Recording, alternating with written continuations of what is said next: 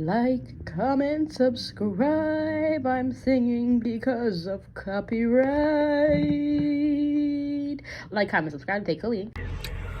On our way to go see Bill Bellamy at the library. He's gonna be talking about his book that he's dropped and, you know, talking a little bit about the culture.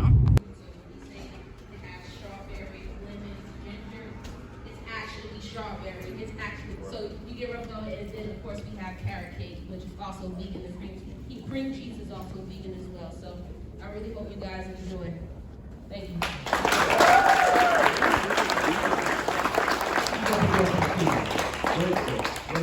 Much needed work. Before we get started, just Wednesday, October 4th. Thursday, October 5th, we have Super Bowl champion, former Philadelphia Eagle, Malcolm Jenkins. You gotta love the vegan friendly options. I'm good. How are you? Trying these vegan empanadas and cupcakes from, I'll put it in there, Vegan AF. Ooh.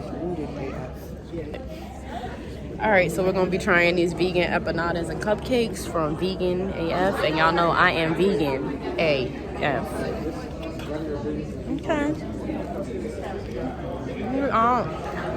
It's been sitting out, but it's good. It's Impossible meat. You know I know my vegan. It's Impossible meat. She seasoned it well though. Empanada, I could have did a little crispy, but I like it. It's good. Little cheese in there. You gotta love a good vegan. Okay, y'all like that. The cheese has sea moss. The cheese got sea moss. It's healthy. Okay, that's about a I get an 8.5. The cupcake is like bite size, so we gonna be fat. Eat the whole thing. Okay. Oh, it's a little pumpkin.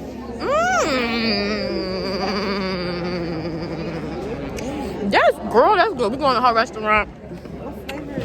It's like a little pumpkin spice. That's a little festival type of flavor. Girl, try it. You know, as a vegan, I don't have sweets often, so this thing is real in my mouth. And I just got out the gym, so yeah, no, this fire. She did that.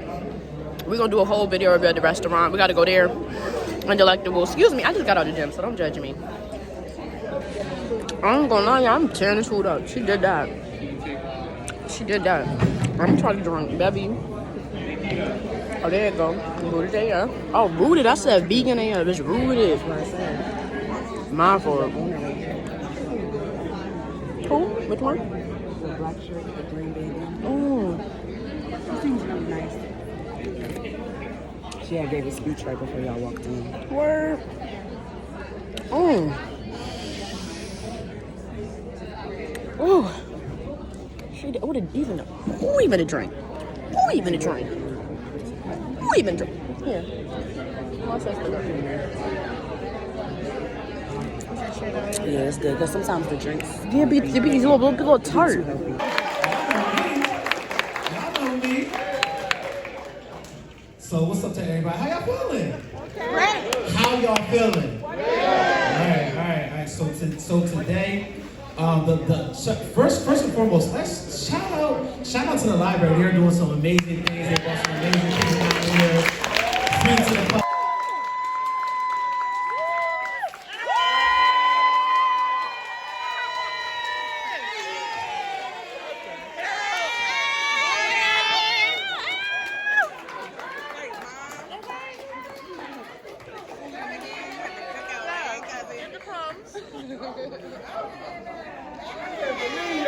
Yeah.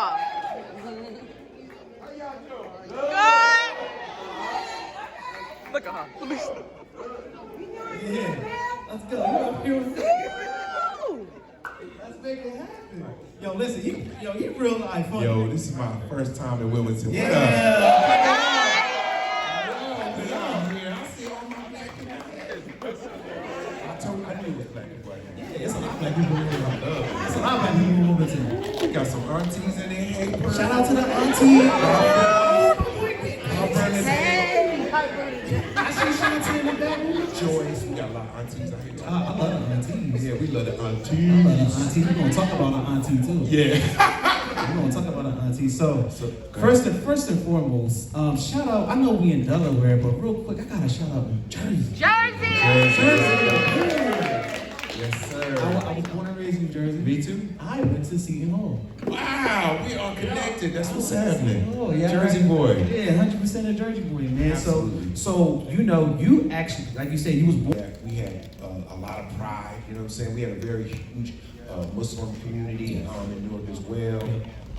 I grew up around, Minister Elijah Muhammad, huge Heavy. in the early 70s coming up. So that sort of like that environment, that energy was sort of the underdog energy that I have to this day where, we wasn't on the map, you know what I'm saying? Cats wasn't really talking about Newark as a place of positivity. It was always like, we were known for something negative, and I always wanted to be like this kid that got it out the mud to represent, you know what I mean? Mm-hmm. So that's me. Yeah, got out the mud. Shout out to New Jersey. I got a slew of questions for you. Go ahead. Let's go. I knew you anyway. Come on. But I did my research. I like to talk. I did my research.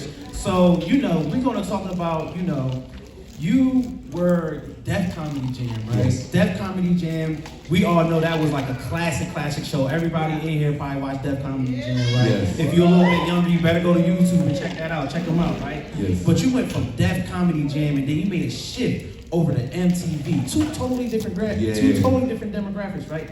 Can you talk to us about that process, what it was like at Def Comedy Jam, and then what it was like transferring over to MTV? Well, for people that love comedy, Def Comedy Jam was the opportunity of a lifetime for comedians because we didn't have like a place that we could go and it was going to like stamp you a little bit, like you funny as hell, or you gonna be top 10 in the country, whatever. So when Def Comedy Jam came about, it basically took black comedy and put it in front of the world, which was dope because we was all like small comedians speak from our culture. It made Friday night everything. Like we were taping it, we were talking about it, it was in the culture. People was like, yo, did you see Def Jam last night? Oh my God, Steve Harvey did something, blah, blah, blah. Cedric Entertainer, Chris Tucker, like all of these guys were brand new. And we all got a chance to, show how funny we were in front of our own people in our humor. So that's why it blew up. Yep. I'm gonna jump around. Go ahead. I got a lot to talk about, right? So one thing that I'm really, really impressed about, and I read your whole book. Thank you. Carl gave it to me on Monday. I got the whole thing, right? Get that mug. I got through it. So, but at the height of entertainment and pop culture, you were in the mix. Yes. You were a staple on MTV and a VJ on MTV Jams and Beach House. What was that experience like? Well, what most people don't realize is that I was just one black person that they chose because you gotta understand MTV was so white. Like, the only black artist they played was Michael Jackson, and he was beige. I think he just did a little something. Because he was my color when he started, you remember? But he went and got light just so he can get in it. So anyway, all jokes aside, so I think right place, timing is everything in life. That's what my book is about. Like, being in the right place, making the right choices can determine your future, bad or good. You know what I'm saying? Hanging out with the wrong crowd, hanging out with the good crowd. Mm-hmm. So when I knew that I got to MTV, I wanted to represent because you didn't see all that security staring at me behind me. Like it was so funny, right? Because Michael Jackson's the first star that I met that like you felt like you was meeting like a diplomat or like a king or something, because he had all these security and all these people and publicists and all, like it was like 35 people with one person, and he was small, like, you know what I mean? I'm looking at him like, you a little ass motherfucker. but he was dope, because as a child, I never thought I would ever meet Michael Jackson. I used to see Michael Jackson on TV, dancing with his brothers, doing rehearsals at Motown and stuff like that. Cut to, I'm talking to him, shaking his hand, I'm like, yo, this is crazy. But the reason why I was nervous was because They were so meticulous about the questions that you could ask Michael. Like you see how you could just ask me, I didn't clear that. Michael Jackson was cleared all that. We ain't doing page 4 or 6. So I had all these questions that I thought that real fans would want to know, and I had like my own personal questions and stuff. They chopped all that out. So I was like, ooh, I got 4? Okay. It was crazy. And in the book you mentioned, you had a crush on somebody? Was it his little sister? You had a crush on Janet. Yeah. She wanted me to, but I ain't want her brothers to be on there, you know what I mean? She got a lot of brothers. She do. The thing about Janet that I think was just really, really wonderful and just innocent was that, you know, we just had great chemistry, and she was so shy. And I feel like by me being funny and her knowing my personality, she became comfortable. And she was just loose with me. Like, you see another video, she'd be all whispery. And then she'd be like me, "This is so stupid." You know, so I think that was my lucky charm, my personality. And then just like, I think people got comfortable knowing me, knowing my personality through my comedy, and then I'm on TV representing them. The ankle bracelet on, that was me. You know, he the first brother I ever seen that was beeping. You can't go there. Beep, beep, beep, beep, beep, beep. I said, "What's wrong with your ankle?" I told him about a nigga. You know what I'm saying? Like there's so many funny moments in the culture that happened to me per se that I'm like, this is crazy because I was just in the mix all the time. In the mix. You know, I'll be at a party and I'll see Tupac, or I'll be at a party and I'll see Madonna. Be like, "Madonna, you hang out with black people?" "Yes." Like, how Madonna? So it's interesting, right? Hip-hop culture at the time. This is a great story.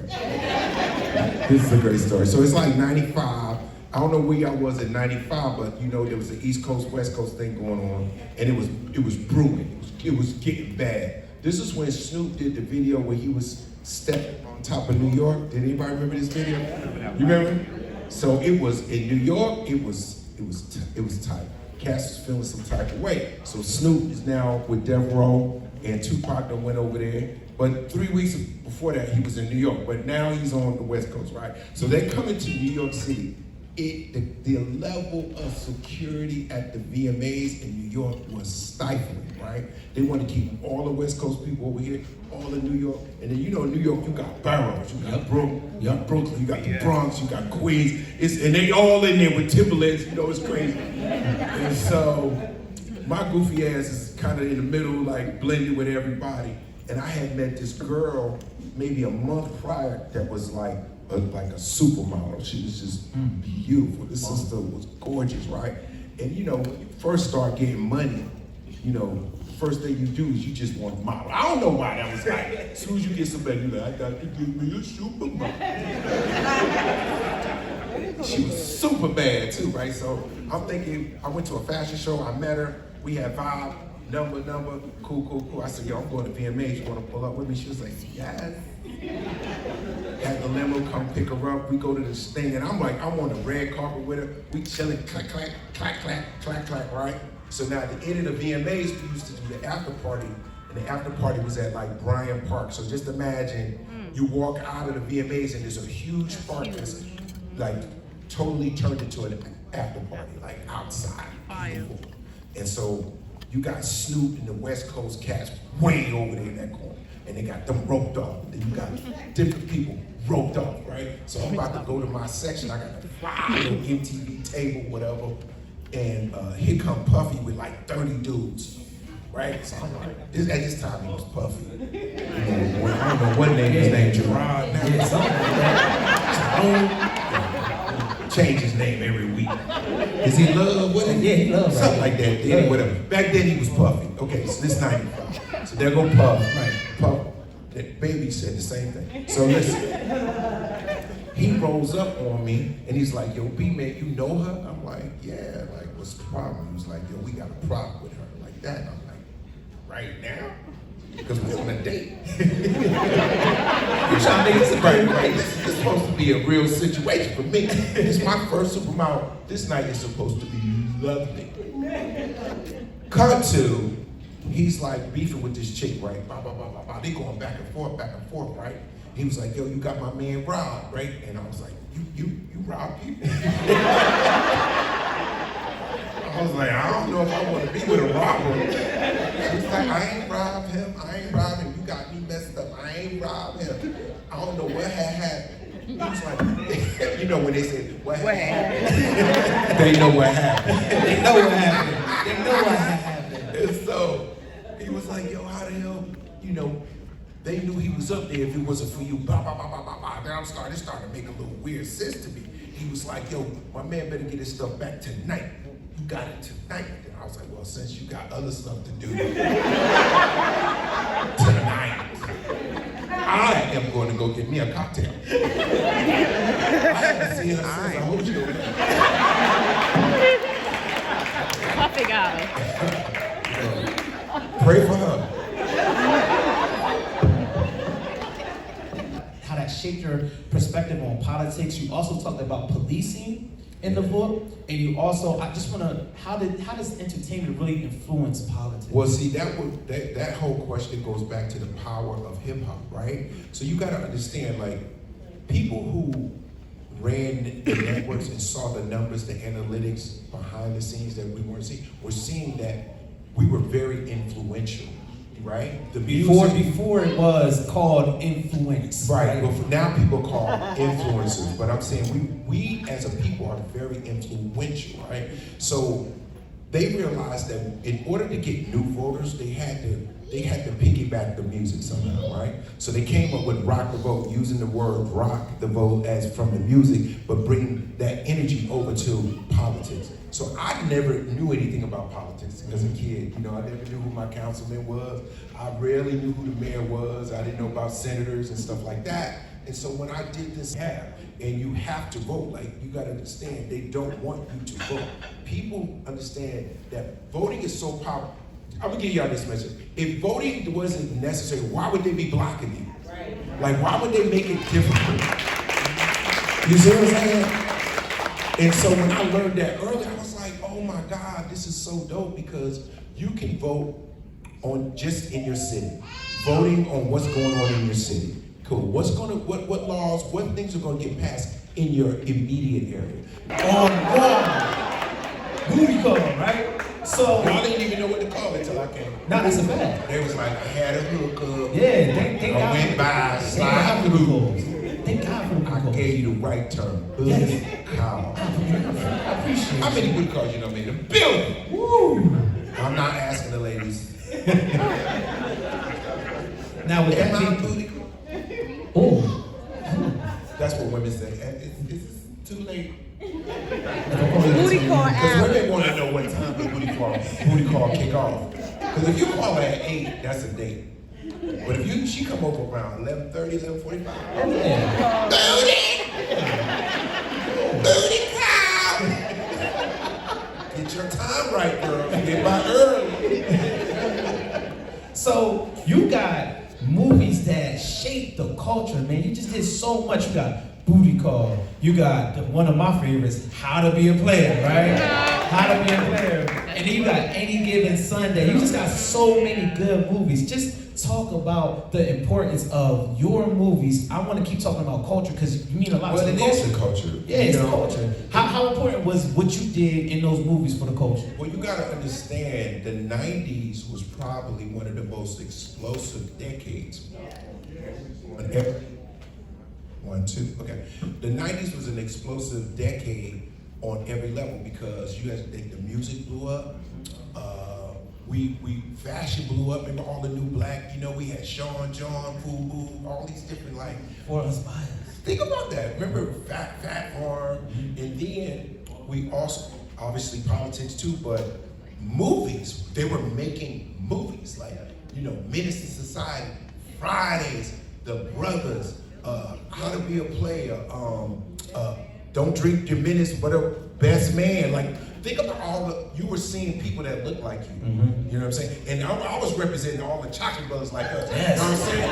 I appreciate it. Come on, I appreciate it. It's right there for you. Oh, you needed some long hair. You know, If I had some long hair, woo! Then I'd be a Rasta man. But realistically, like I really wanted to represent us, you know what I'm saying? I wanted to do different types of characters that I felt like represented guys in my neighborhood. Like, you know what I mean? When I was in the Brothers, I knew a guy like that. Like I knew that guy, you know what I mean? And then, you know, how to be a player. You know, part of that was me, and then there's a part of, you know, some of that's like one of my uncles, you know? It's like that energy of having women or like women to Dre was like candy, you know what I'm saying? You like different types of candy, right? You don't always eat a Snickers or fish or you know. Sometimes I want some Skittles. Sometimes you want some Skittles. Yeah, I want Reese's sometimes. So, you know, doing How to Be a Player, I had to do the movie in such a way that women could watch it without being mad, but also to be like, is that what they do? Because women was in there with a notebook. I'm checking all pictures.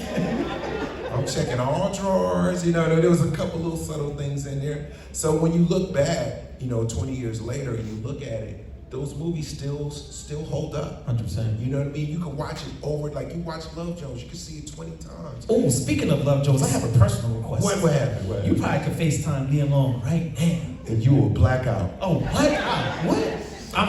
Yup, that would be me. The Nia Long. That's how it is. But even Love Jones is an iconic movie, right? Yeah. When you film Love Jones, it's what was memorable from when you filmed Love Jones? Well, that was my first dramatic role to me, because I had been doing all this fun, like kind of like, you know, charming kind of roles, and I was like, yo, this is a real role. And Ted Richard was like, B, I seen you do stand up, I seen you do funny, but can you just be serious, you know? Because Hollywood is like a real dude, and he's like this guy who's kind of envious of his friends, but he don't want to say that. I said, oh, I know a lot of people that play a hater. I could be a hater. And so You did a good job. So I thought about Hollywood as a character. Like, people don't realize what you do as an actor. Like, I always pick a feeling. Like, Hollywood was envy, and envy is it's like it's under the surface. Like, I might be envious of you, but I'm gonna hang out with you. But I ain't got your swag, or you know, your parents, you got both your mom and dad, or blah blah blah. I'll be around you all day, but I'll be lightweight hate, jealous, right? So I use that energy in that. Yeah, son, but we had to have a part two. It's a beautiful library, by the way. Give it up for the library. Shout out to all of y'all. Thank you so much. And good on the afternoon, y'all pulled up, right? So, man, I got some main questions to ask you. All right, so, I feel like I am top 5. Now, let me tell you why, because people might say, no, that's crazy.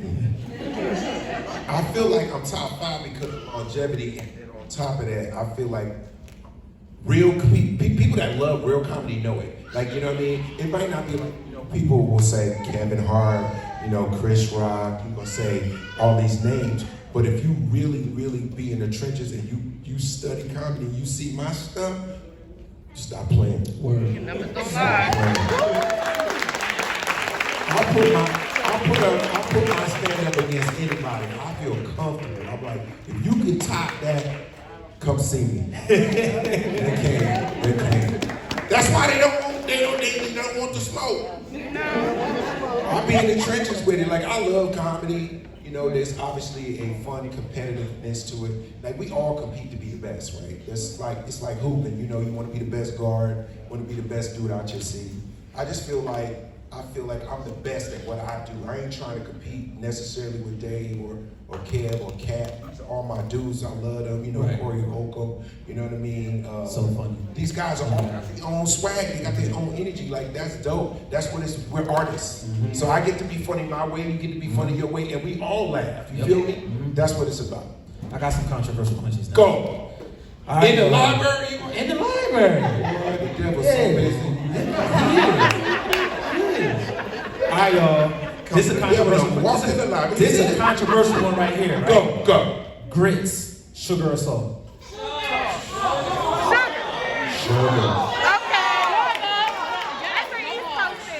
No. Wait. It depends on how poor you was.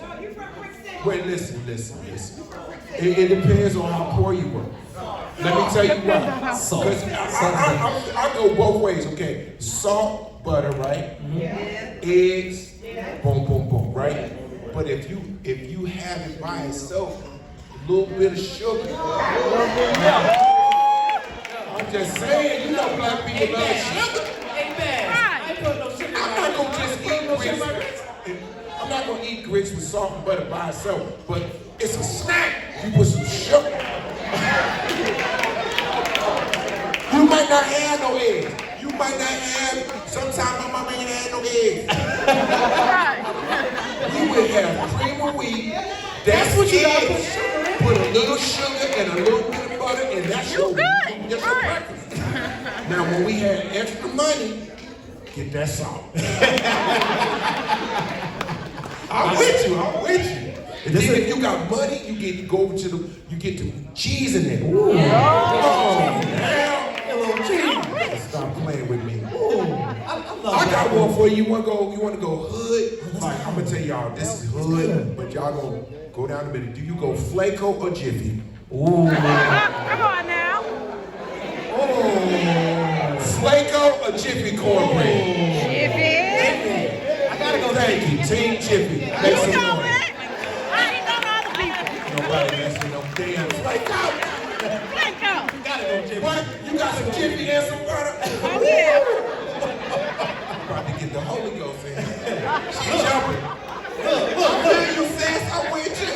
Look, before he answered these questions, before he signed these books, all right, listen, I got another one. Go. Fresh Prince of Martin.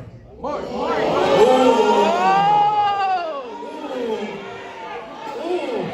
Where the cameras? The cameras rolling? I gotta go Martin. Martin was the best sitcom for the culture. Like to me, I think Martin's style of humor, all the characters he played, he was phenomenal. Like he was must see. Yeah. This is when black people was coming to work the next day. Did you see Martin last night? Yeah. Woo! That is true. Yeah. That is true. But I like Fresh Prince of Bel-Air, but I think Martin just kind of got a little bit more sauce. Piggybacking right off of that. Go. Family Matters, The Cosby Show. Cosby. I was more, my age group is Family Matters. Family Matters is cool, My age group is but Family he ain't have nothing on the Hustlers. Right. Hustlers is out. Everybody wanted to have a wanted to problem live like that here. with them sweaters. I used to say to my daddy, why you ain't got no sweaters? Right. I remember saying, when I get rich, I'm gonna get me a sweater. Yo, one of my husband Because it looks so rich to have a nice sweater. I don't know why. All right, two more, and then we're gonna move on. Okay. Michael Jordan, LeBron James, or Kobe Bryant? Michael Jordan. I don't even want to go down that road. We're gonna split the goddamn library in half. Just go with the GOAT, Michael Jordan, done. Okay, I like that. All right, this is my last one. We're gonna wrap it up. If these artists were on teams, who would you pick? Notorious B.I.G. and Jay-Z versus Tupac and Nas. Ooh, that's a good one.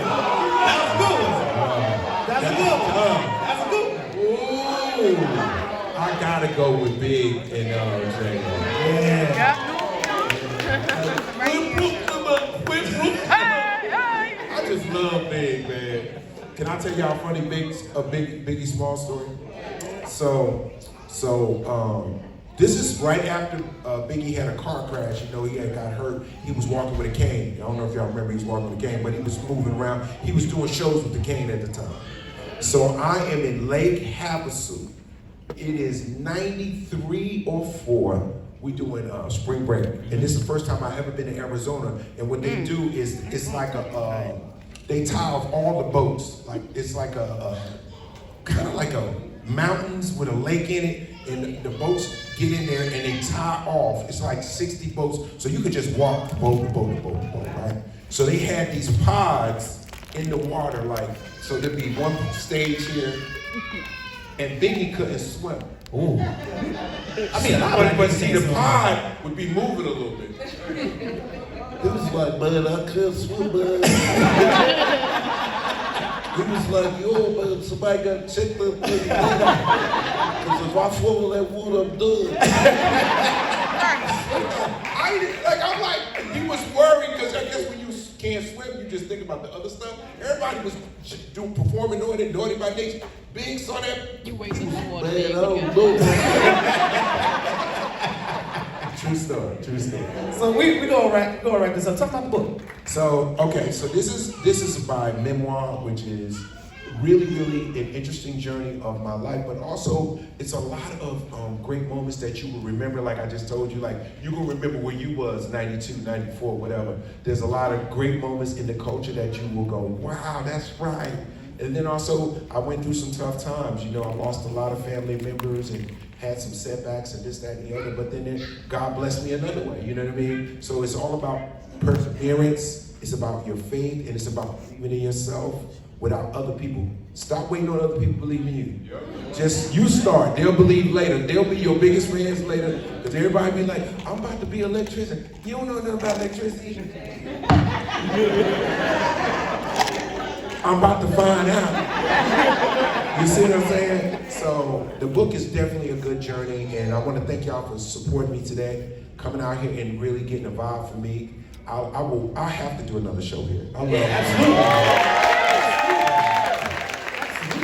Like, I gotta give Delaware a shout out.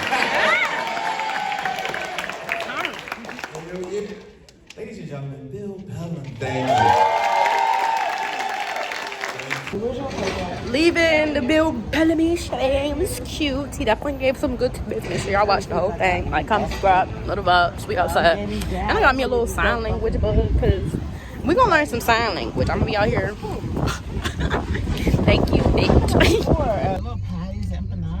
My mom even liked the vegan food. Excuse me. Periods. But yeah, y'all, we leaving Bill Bellamy. He was such a great vibe. He was hilarious. Like, I love a naturally funny person, and he is naturally funny. He was in there cracking up with us. He gave my mom a pound. At the last one, Master P shook my sister's hand, so I'm guessing we getting closer and closer to fame because we right there.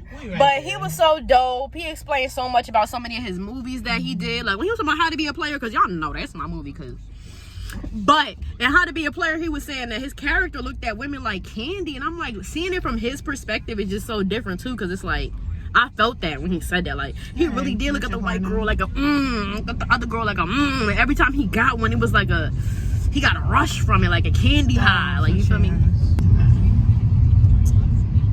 The vegan food was hitting. Shorty, 10 out of 10.